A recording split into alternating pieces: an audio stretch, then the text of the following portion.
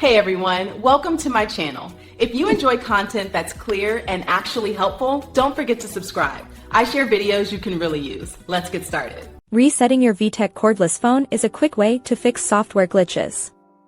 This process restores the original settings and clears out old data. First, you need to perform a hard reset by power cycling the unit. Unplug the power adapter from the wall outlet or the base. Remove the battery cover from the back of your handset. Take the battery out and set it aside. Wait for exactly 60 seconds to ensure the memory clears. Plug the power cord back into the base station. Reinsert the battery into the handset and snap the cover shut. Place the handset on the charging cradle to let it synchronize. For a menu-based reset, press the menu button on the handset. Scroll through the options until you see Initial Setup or Settings. Select the option for Reset or Master Reset. If the phone asks for a PIN, try entering 4 zeros. Confirm your selection to start the process.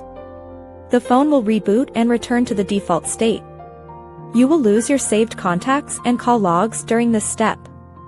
After the restart, you must set the current date and time. If the handset says out of range, you must register it again. Press and hold the Find Handset button on the base for 5 seconds. The base light will flash to show it is in pairing mode. Place the handset on the base and wait for the confirmation beep. Your VTech phone is now fully reset and ready for use. This simple fix solves most connectivity issues and audio problems. This process ensures your device works like new again. Thanks so much for watching. If you liked the video, tap the thumbs up, hit subscribe, and ring the bell so you don't miss anything new. See you next time.